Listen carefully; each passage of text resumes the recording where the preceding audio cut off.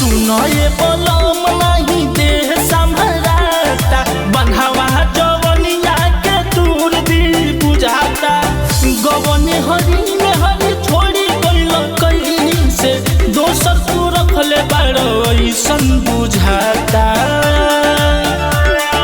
सुनो ये बोलम नहीं देह संभराता बन्हवा जवनिया के दूर दी बुझाता।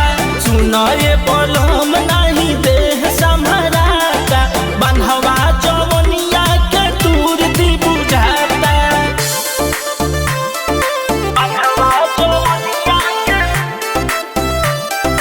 दूर दी बुझाता। बन्हवा जवनिया के दूर दी बुझाता। तू तो छोड़ी के जाता हरा फिर ना घर में केहू जिए चाहे मरो राजा तो छोड़ी के जाता हरा फिर ना बा तोहरा घर में केहू जिए चाहे मरो। चूल्हा चौकी करत करत मन भी आई जब बहे पवनवा लहर उठे हो। रोज रोज रतिया के सैया हो खटिया पे लिहिया गड़ाई तो बाता में टूट जाता।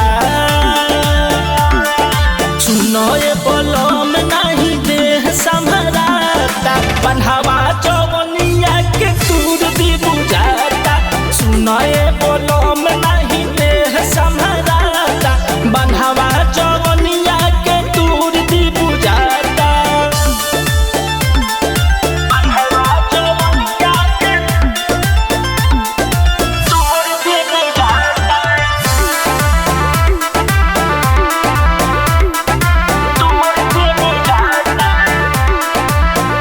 जब यही बेना करब पिया राहुल प्रीतम एगो दे दो ना निशानी होके राख ले हम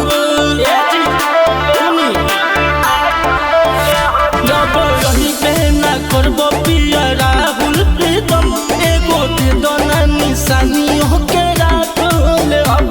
जब जब याद आई तोहर सुनो ए सजन पिया ओके कर जवा में साथ ले हम रहिले हम आस में कि रहित हमारा पास में अंगूरी पगिन गिन दिन काटल जाता।